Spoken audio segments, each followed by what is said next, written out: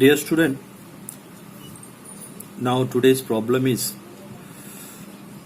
prepare trading profit and loss account and balance sheet in the books of Arun with the help of following information and trial balance given below for the year ending 31st March 2019. So this is the trial balance. In last lecture I told you in trial balance debit side there is a detail of all asset, all expenses, all losses. And in credit side, to the credit side, all liabilities, all incomes as well as all reserves. And these all are the balances of ledger. So first I will tell you the effect of all the items of trial balance. And we must not forget one thing, that the account which is given to the trial balance, it have only single effect. So debtors, this is asset, and we have to put to the balance sheet asset side.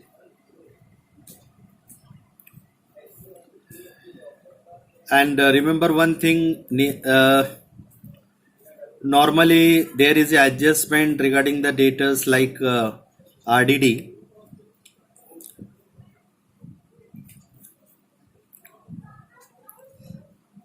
So if there is an adjustment about the RDD, then we have to calculate the reserve for doubtful debt, whatever percent is given RDD, that percent we have to calculate on the book value of debtors, and that RDD we have to less from the debtors. Then after that opening stock is there. Opening stock,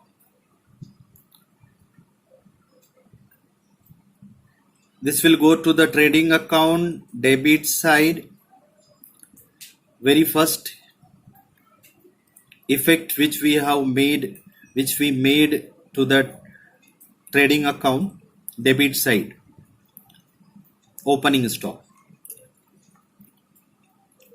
And then after that royalty is there. Royalty is the direct expenses, and therefore we have to put to the royalties to trading account debit side.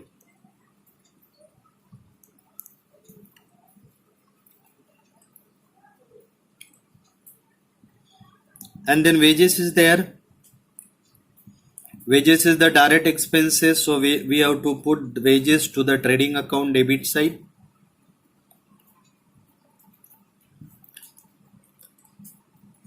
Salaries is the indirect expenses. So for indirect expenses we have to put this salary to profit and loss account debit side. I told you what is the difference between the direct expenses and indirect expenses. For example, wages is the direct expenses because wages is directly related with the productive expenses. Wages expenses is related directly with the production. Therefore, wages is the direct expenses, and we put wages to the trading account. And salary is not a direct expenses. Salary is a indirect expenses because it is not directly related with the production, and therefore salary, this is indirect expenses, and for indirect expenses we have to put this salary to the profit and loss account debit side.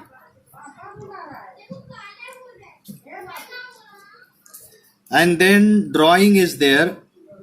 Drawing, we less drawing from capital, so the effect of drawing we have to put to the balance sheet liability side, and we have to less this drawing from the capital.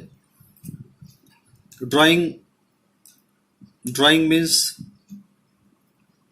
any property, any goods, things or money withdrawn from the business for domestic purpose for personal use, that is called drawing. So drawing is always deducted from the capital. Only in single entry we add drawing to the capital, but remember in final account capital is always, drawing is always less from capital. Then after that goodwill is the current asset. So this goodwill, we make the effect of goodwill to the balance sheet asset side. But this goodwill is the current asset, therefore we have to write goodwill to the middle of asset side.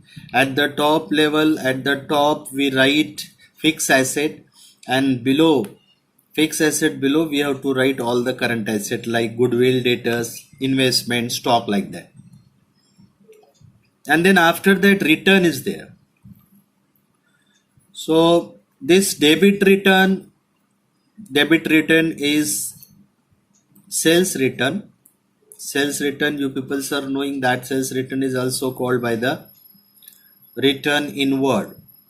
So this is the return inward, means sales return. So this sales return, it is going to be less from the sales.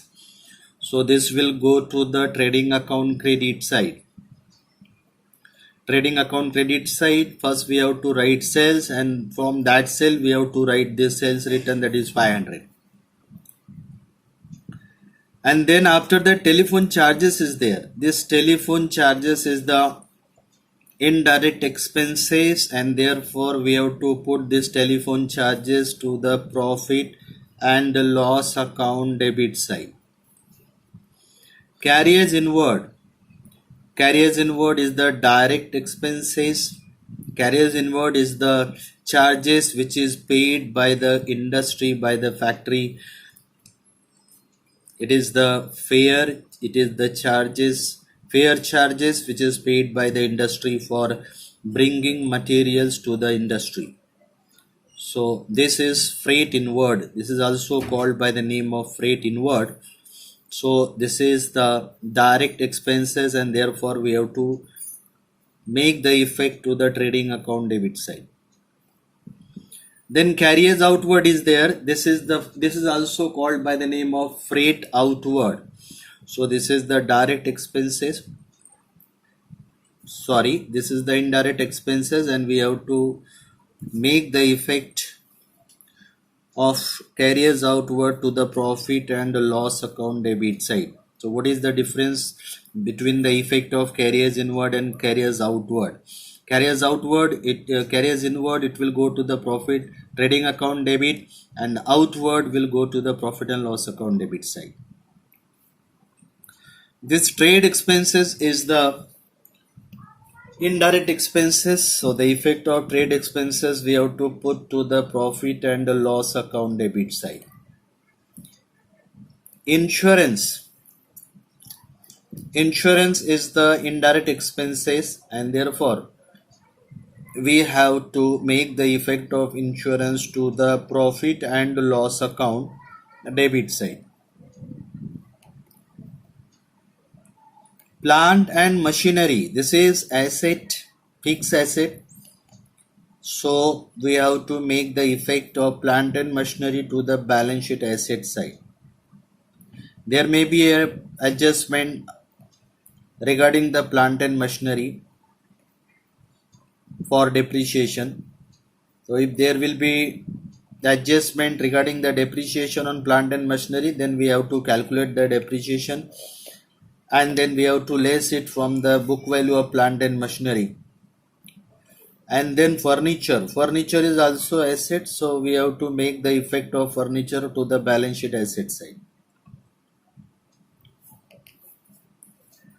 And then purchases is there. Purchases is the direct expenses, and therefore we have to make the effect of purchases to the trading account debit side. And from purchases we have to less the purchase return if it is given to the trial balance. Now come to the credit side. The first item, it is given capital. So capital is a liability, it will go to the balance sheet liability side. Sales is the direct income, so we have to make the effect trading account credit side. But from trading account credit side, this from sales we have to less the sales return, that is the here this return we have to less this 500 we have to less from the 20,000. And then creditors is the liabilities, so we have to make the effect balance sheet liability side. And then return is there, this return which is given to the credit side of trading account, so this is purchase return, means this is return outward.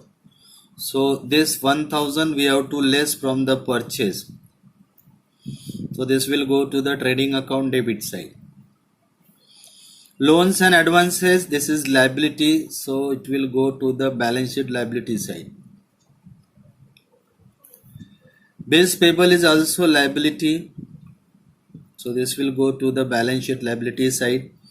Interest received is the indirect income, so this will go to the profit and loss account credit side. So now we discuss about the effect of all items which given to the trial balance. Concept is clear, and I told you one thing very clearly, the trial balance is always in tally form, so both side total is equal, and then below trial balance there is the adjustment. For adjustment, I told you already that every adjustment is having two effect, but the items which is given to the trial balance, they have the single effect. Normally I told you first adjustment in final account is for the closing stock. Here the closing stock having two prices, that is cost price and market price.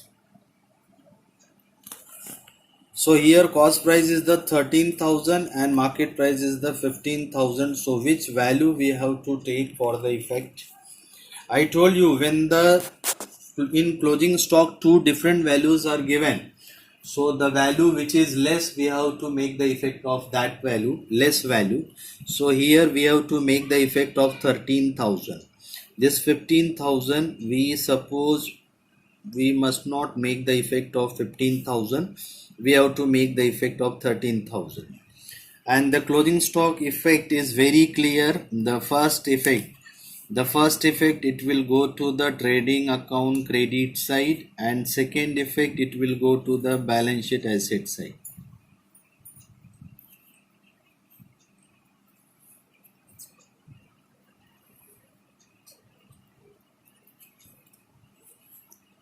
Then after that, second number adjustment, depreciate plant and machinery by 5% and furniture by 10%.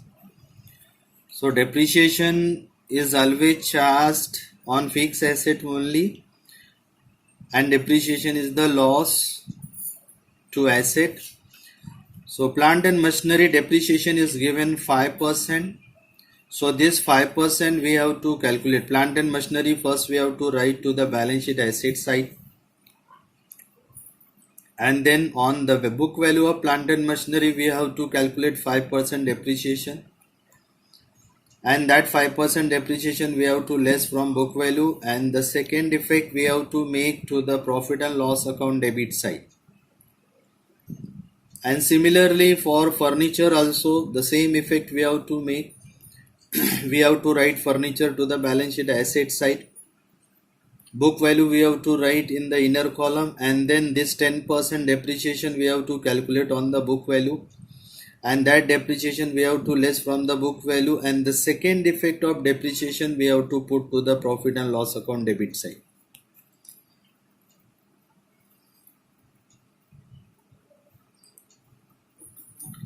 And then adjustment number third is there, insurance rupees 700 is unexpired. This unexpired means this is prepaid. This 700 amount of insurance is the prepaid, means it is paid in advance.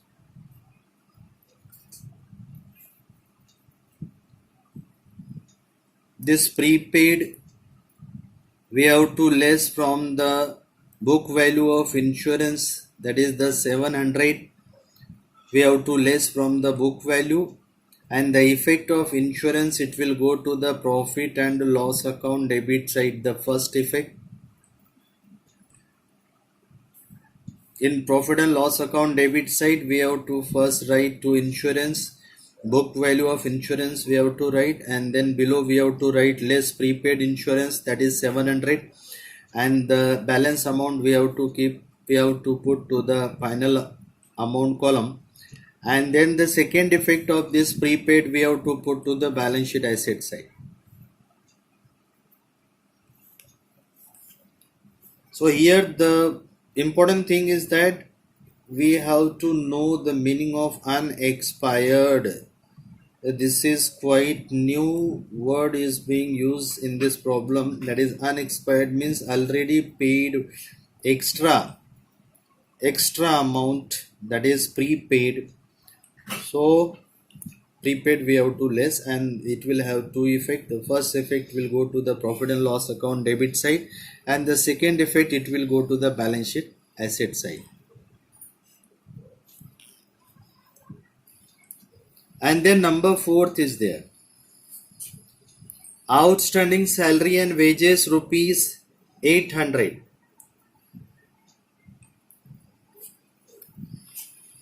This outstanding salary, actually outstanding means expenses due but yet to be paid, means expenses due but it is not paid yet. So that will be treated, it is treated as liability. Outstanding is the liability. So this outstanding salary actually, I told you earlier that salary is the indirect expenses, so it will go to the profit and loss account debit side. So profit and loss account debit side, first we have to write the salary, book value we have to write to the inner column, and then we have to add this outstanding salary, this 800, and the final total we have to put to the outer column. And the second effect of this outstanding salary, it will go to the balance sheet liability side.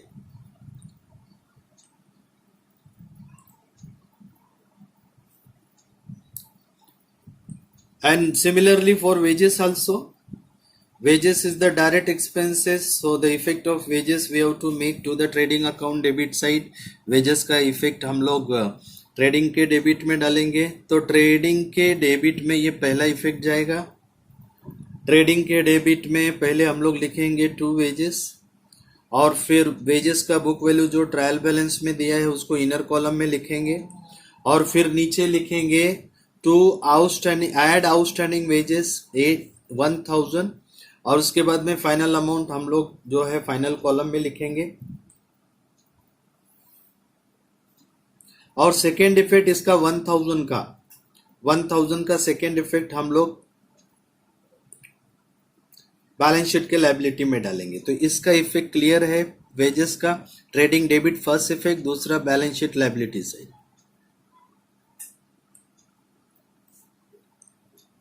अब उसके बाद में पांचवा adjustment है, RDD is to be created 5% on debtor. RDD क्या होता है? Reserve for doubtful डेब्ट. एक्चुअली कोई भी कंपनियां ये रिजर्व डिफरेंट, सिर्फ यही नहीं, अलग अलग रीजन्स, अलग अलग रिजर्व्स है जो कि कंपनी अपने प्रॉफिट में से मेंटेन करती है. तो ये भी एक रिजर्व है जो डाउटफुल डेब्ट के नाम से जानते हैं हम लोग इसको, रिजर्व फॉर डाउटफुल डेब्ट. ये कितना कंपनी ने डिसाइड किया है? सन्ड्री डेटर्स का 5% ये रिजर्व रखेगी, डेटर्स का रिजर्व रखेगी ये. तो डेटर्स के ऊपर हम लोग आरडीडी कैलकुलेट करेंगे. सन्ड्री डेटर्स, ये इसका इफेक्ट पहला तो बैलेंस शीट के एसेट में जाएगा, और फिर बैलेंस शीट के एसेट साइड में पहले सन्ड्री डेटर्स लिखेंगे. उसका जो बुक वैल्यू होगा वो बुक वैल्यू हम लोग ट्रायल बैलेंस में से देखेंगे, और फिर उसके ऊपर 5% आरडीडी कैलकुलेट करेंगे. जो 5% आरडीडी आएगा वो सन्ड्री डेटर में से माइनस करेंगे, और माइनस करने के बाद में जो फाइनल अमाउंट आएगा उसको फाइनल कॉलम में लिखेंगे. और जो सेकेंड इफेक्ट आएगा आरडीडी का, पहला इफेक्ट तो हो गया बैलेंस शीट के एसेट साइड में, सेकेंड इफेक्ट आरडीडी का हम लोग प्रॉफिट एंड लॉस अकाउंट के डेबिट साइड में डालेंगे। तो ये दो इफेक्ट हो गए, पहला बैलेंस शीट एसेट साइड, दूसरा profit and loss debit side. और फिर उसके बाद में है 6 adjustment goods of ₹3,000 distributed as free sample. ये 3,000 का जो गुड्स है ये फ्री सैंपल करके डिस्ट्रीब्यूट किया है। तो इसका एक इफेक्ट ट्रेडिंग अकाउंट के क्रेडिट साइड में जाएगा। ट्रेडिंग अकाउंट के क्रेडिट साइड में फर्स्ट इफेक्ट जाएगा, और सेकेंड इफेक्ट एक्चुअली जो कंपनी फ्री सैंपल के लिए डिस्ट्रीब्यूट करती है उसके लिए हमारे बुक कीपिंग में एक अकाउंट है, उसको बोलते हैं हम लोग एडवर्टाइजमेंट अकाउंट। तो एडवर्टाइजमेंट ये जो है इनडायरेक्ट एक्सपेंसेस होता है, इसके लिए सेकेंड इफेक्ट ये जो प्रॉफिट एंड लॉस के डेबिट में जाएगा। तो यहाँ पे दो इफेक्ट क्लियर हो गया। पहला इफेक्ट ट्रेडिंग के क्रेडिट में जाएगा ये, क्योंकि ट्रेडिंग अकाउंट में रियल अकाउंट का भी कंसेप्ट अप्लाई होता है। जैसे रियल अकाउंट क्या बोलते हैं, debit what comes in, credit what goes out. तो यहाँ पे गुड्स जा रहा है फैक्ट्री से, इंडस्ट्री से गुड्स जा रहा है, तो इसके लिए हमने क्या किया है, ट्रेडिंग के क्रेडिट में इसका इफेक्ट मारा है। तो ट्रेडिंग अकाउंट के क्रेडिट साइड में जाएगा पहला इफेक्ट, दूसरा इफेक्ट प्रॉफिट एंड लॉस के डेबिट में जाएगा। ये अभी सारे एडजस्टमेंट मैंने आपको एक्सप्लेन किया, ट्रायल बैलेंस भी एक्सप्लेन किया है। ट्रायल बैलेंस के सब सिंगल इफेक्ट होंगे, और इसमें जो है आपके एडजस्टमेंट के सब डबल इफेक्ट होंगे। अब मैं सेम प्रॉब्लम सॉल्व करता हूं, सब लोग केयर देकर एकदम अटेंड करेंगे प्रॉपरली। अगर इसमें कोई डाउट अभी भी आपके दिमाग में होगा तो मैं जब सॉल्व करते रहूंगा तो उस समय वो आपका क्लियर हो जाएगा डाउट्स। तो इसके लिए जब सॉल्व करते रहता हूं तो उस समय बहुत ध्यान से आपको देखना है।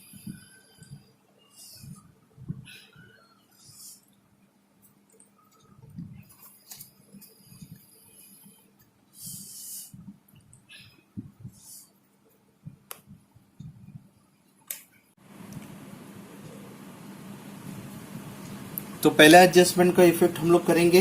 फर्स्ट एडजस्टमेंट है क्लोजिंग स्टॉक का।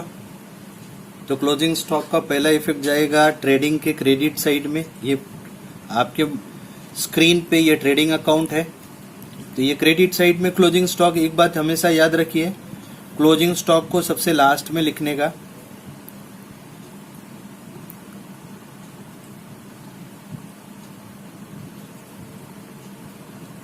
और क्लोजिंग स्टॉक का अमाउंट डायरेक्ट आउटर में लिखो। यहाँ पे दो प्राइस दिया है, 13,000 और 15,000।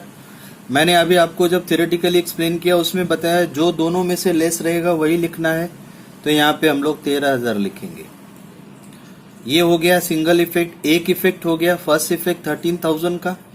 उसके बाद में सेकेंड इफेक्ट जाएगा बैलेंस शीट के एसेट साइड में। तो ये बैलेंस शीट के एसेट साइड में सबसे लास्ट में लिखना है इसको, बैलेंस शीट के एसेट में। एक बात याद रहे, बैलेंस शीट में टू और बाय नहीं लिखना है, डायरेक्ट क्लोजिंग स्टॉक लिखना है। और आउटर कॉलम में लिखना है 13,000। ये फर्स्ट एडजस्टमेंट हुआ हमारा। उसके बाद में दूसरा एडजस्टमेंट है depreciate plant and machinery by 5%। तो प्लांट एंड मशीनरी अब हमको एसेट है तो एसेट में ही लिखना है, लेकिन ये फिक्स एसेट है तो हम लोग ऊपर लिखेंगे प्लांट एंड मशीनरी।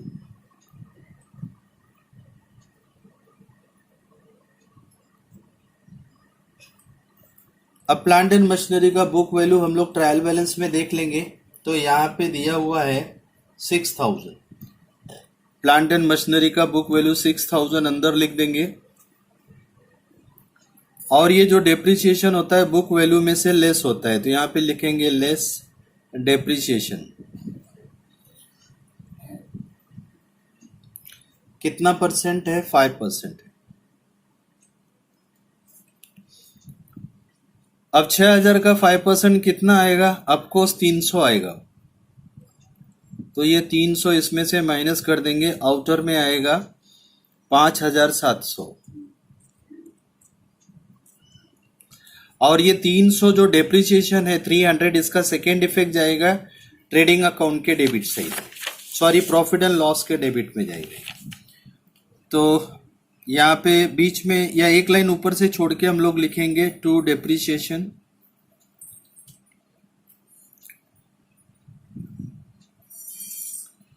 और उसके नीचे प्लांट एंड मशीनरी,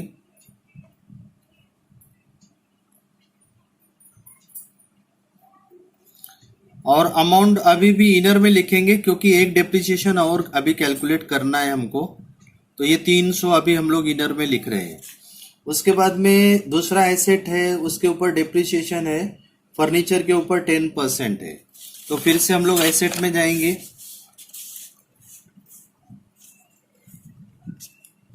और एसेट में जा करके यहाँ पे हम लोग ऊपर लिखेंगे फर्नीचर,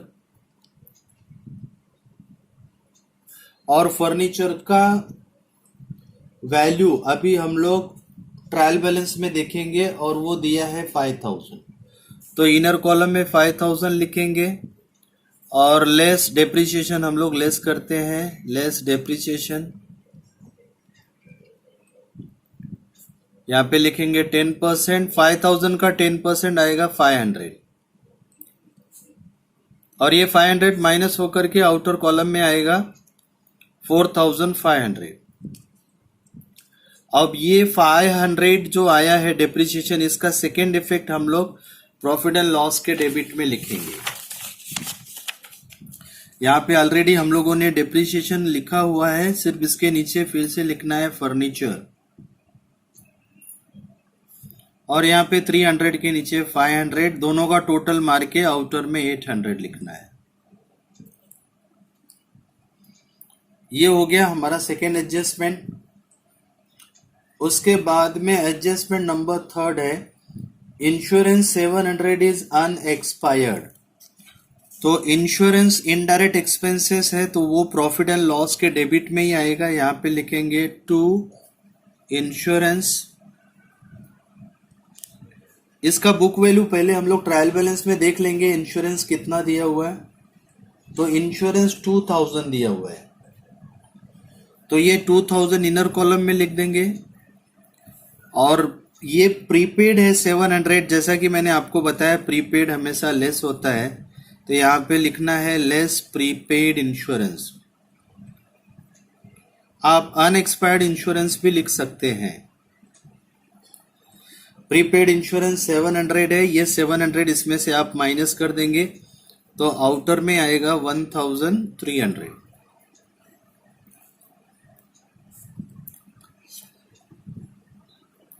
आणि याचा सेकंड इफेक्ट, आता हे प्रीपेड इन्शुरन्स जे 700 आलंय, याचा सेकंड इफेक्ट आपल्याला टाकायचे, ते सेकंड इफेक्ट कुठे जाईल? बॅलन्स शीटच्या ऍसेटला जाईल. बॅलन्स शीटच्या ऍसेट साइडला लिहायचे प्रीपेड इन्शुरन्स, आणि प्रीपेड करंट ऍसेट आहे म्हणून हे मध्ये लिहायचे, इकडे खाली कुठेतरी लिहा, स्पेस खाली आहे ना, प्रीपेड इन्शुरन्स. मोस्टली ट्राई करने का करंट एसेट जो भी है सब नीचे लिखने का, या फिक्स एसेट छोड़ के जो भी है करंट एसेट लिखने के बाद जो भी दूसरा एक्सपेंसेस है सब नीचे लिखो. प्रीपेड इंश्योरेंस कितना है? 700. उसके बाद में फोर्थ एडजस्टमेंट है आउटस्टैंडिंग सैलरी. आउटस्टैंडिंग सैलरी हम लोग कहां पे लिखेंगे? इनडायरेक्ट एक्सपेंसेस है तो प्रॉफिट एंड लॉस के डेबिट में लिखेंगे.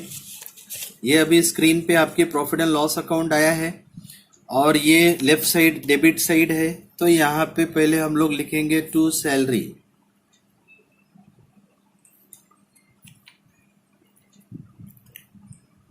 आता सॅलरीचा बुक व्हॅल्यू किती दिलाय ते आपण ट्रायल बॅलन्स मध्ये बघूया.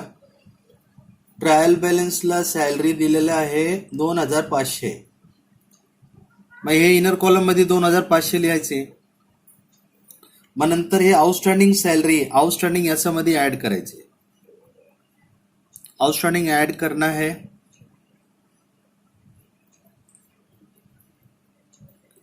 आउटस्टैंडिंग सैलरी कितना अमाउंट है?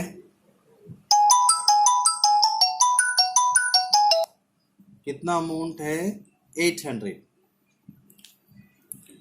ये 800 रुपीज इसमें प्लस करना है. और आउटर में आएगा 3300। और ये आउटस्टैंडिंग का जो नेक्स्ट इफेक्ट आएगा, सेकेंड इफेक्ट, वो जाएगा बैलेंस शीट के लायबिलिटी साइड में। तो बैलेंस शीट के लायबिलिटी साइड में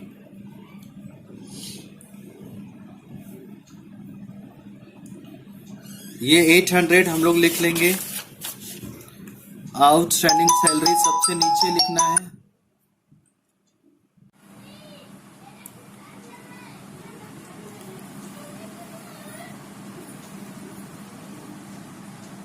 आउटस्टैंडिंग सैलरीज अमाउंट आएगा 800, डायरेक्ट आउटर कॉलम में लिखना है। उसके बाद में आउटस्टैंडिंग वेजेस भी दिया है, तो आउटस्टैंडिंग वेजेस ये वेजेस में ऐड होगा। तो वेजेस कहाँ पे जाएगा, वो ट्रेडिंग के डेबिट साइड में लिखना है। ये ट्रेडिंग आपके स्क्रीन पे ट्रेडिंग अकाउंट आया है, तो यहाँ पे ऊपर से 3 लाइन छोड़ना है। ये 3 लाइन क्यों छोड़ना है, सबसे पहले हमको ओपनिंग स्टॉक लिखना है, फिर नीचे परचेस लिखेंगे, फिर उससे नीचे परचेस रिटर्न आएगा। तो ये 3-4 लाइन छोड़ के यहाँ पे लिखना है टू वेजेस। और वेजेस का बुक वैल्यू दिया है 1000, तो ये 1000 इनर कॉलम में लिखना है। और फिर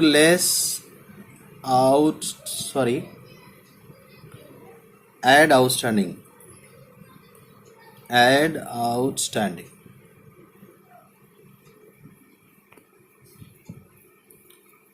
कितना है आउटस्टैंडिंग, 1000। तो इसमें 1000 प्लस कर देना है, आउटर में आएगा 2000। और ये 1000 का सेकेंड इफेक्ट कहाँ पे जाएगा, बैलेंस शीट के लायबिलिटी में। बैलेंस शीट के लायबिलिटी में सबसे नीचे लिखना है आउटस्टैंडिंग वेजेस।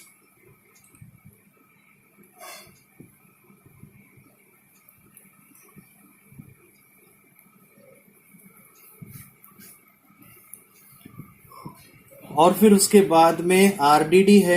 आरडीडी 5% निकालना है सन्ड्री डेटर्स पे। तो सन्ड्री डेटर्स ये करंट एसेट है, तो हम लोग ये आपके स्क्रीन पे ये बैलेंस शीट है और बैलेंस शीट का ये एसेट साइड है।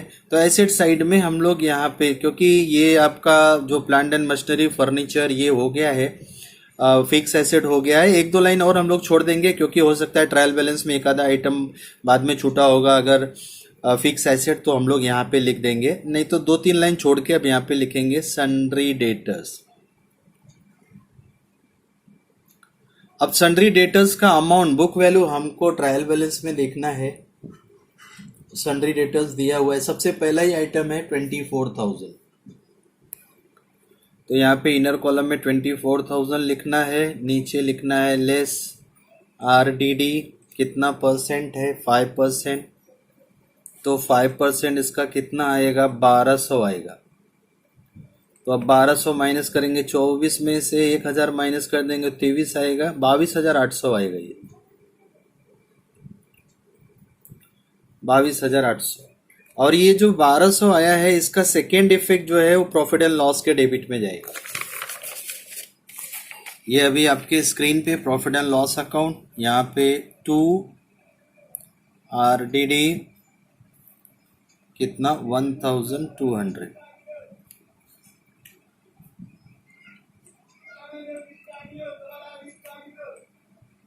और फिर उसके बाद में goods of ₹3000 distributed as free sample है, नेक्स्ट एडजस्टमेंट है। तो ये डिस्ट्रीब्यूटेड एज फ्री सैंपल, सबसे पहले इसका इफेक्ट जाएगा ट्रेडिंग अकाउंट के क्रेडिट साइड पे। तो ये आपके स्क्रीन पे अभी ट्रेडिंग अकाउंट है, और ट्रेडिंग अकाउंट के क्रेडिट साइड में यहाँ पे जहाँ क्लोजिंग स्टॉक लिखे उसी के ऊपर लिखेंगे by goods distributed as free sample. और अमाउंट यहाँ पे लिखेंगे कितना, 3000, डायरेक्ट आउटर में लिखेंगे। और सेकेंड इफेक्ट ये जाएगा प्रॉफिट एंड लॉस के डेबिट में। तो प्रॉफिट एंड लॉस के डेबिट साइड में यहाँ पे लिखेंगे टू एडवर्टाइजमेंट।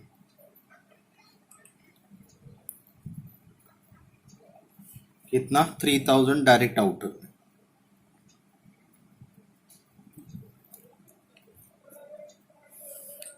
ये हो गया अपना एडजस्टमेंट। अभी जो ट्रायल बैलेंस में जो आइटम बच गया है सबका इफेक्ट मारेंगे हम लोग। तो पहला डेटर्स है, डेटर्स हमने इफेक्ट कर दिया है। याद रहे, एक बात याद रखना है कि जो इफेक्ट हमने पहले ही मार दिया है एडजस्टमेंट में, तो वो आइटम फिर से हमने रिपीट इफेक्ट नहीं मारना है।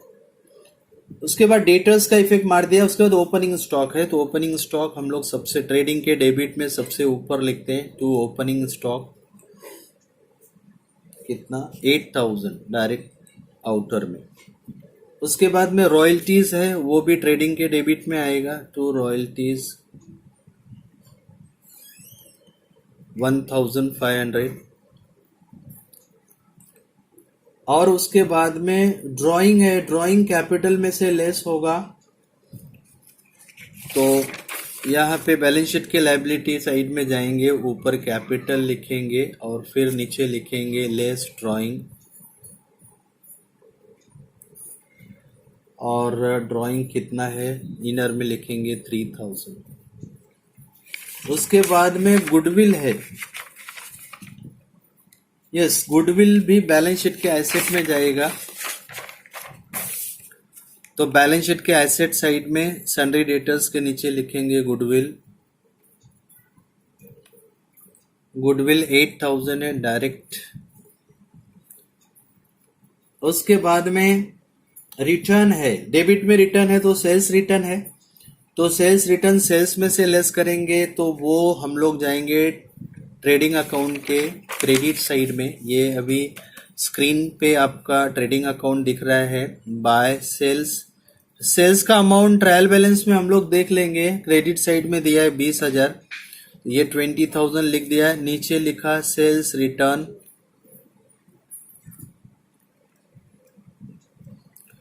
सेल्स रिटर्न कितना है? 1000, सॉरी सेल्स रिटर्न है 500। तो यहाँ पे 500 हमने लिख दिया, माइनस कर दिया, और ये माइनस करके आउटर में आएगा 19,500।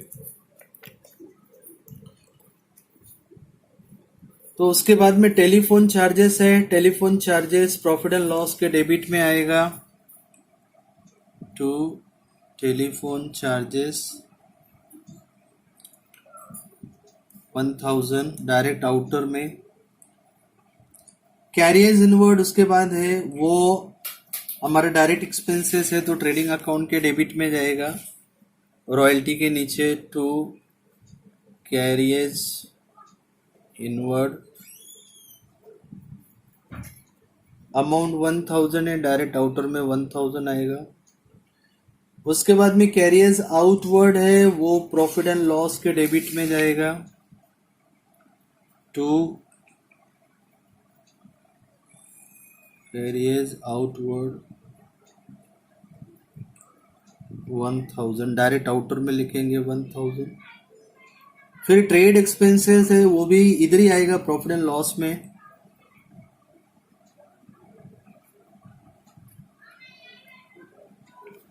अमाउंट है 500। उसके बाद में इंश्योरेंस हमने किया हुआ है, इफेक्ट मारा है। प्लांट एंड मशीनरी का भी हुआ है, फर्नीचर का भी इफेक्ट हुआ है।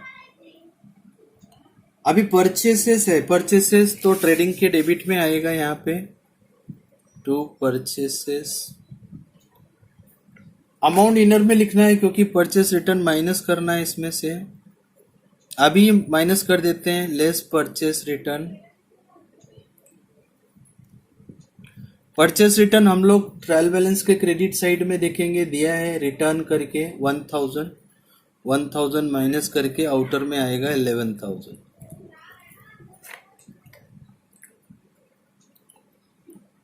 उसके बाद में क्रेडिट साइड में देखेंगे कैपिटल दिया हुआ है, तो कैपिटल बैलेंस शीट के लायबिलिटी साइड में लिखना है 25,000। फिर सेल्स दिया हुआ है, सेल्स हमने किया है। अब क्रेडिटर्स है, क्रेडिटर्स लायबिलिटी में आएगा, नीचे क्रेडिटर्स 10,000, परचेस रिटर्न भी किया है हमने, लोन्स एंड एडवांसेस इधर ही आएगा,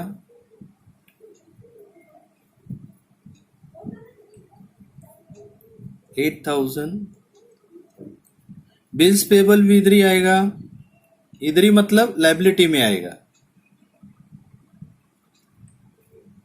बिल्स पेबल 12,000, इंटरेस्ट रिसीव्ड ये जाएगा प्रॉफिट एंड लॉस के credit side, bye interest received,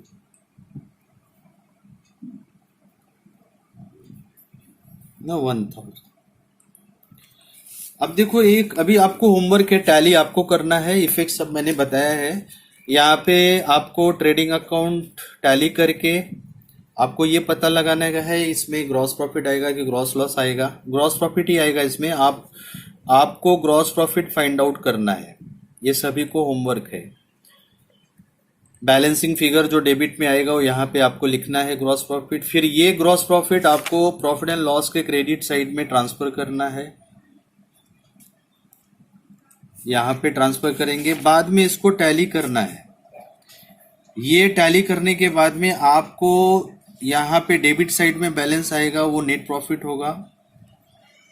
net profit ये आप लोगों को निकालना है, कैलकुलेट करना है, ये होमवर्क है आप लोगों को। और फिर बाद में जो नेट प्रॉफिट आएगा वो आपको बैलेंस शीट में ये यहाँ पे ऐड करना है, कैपिटल में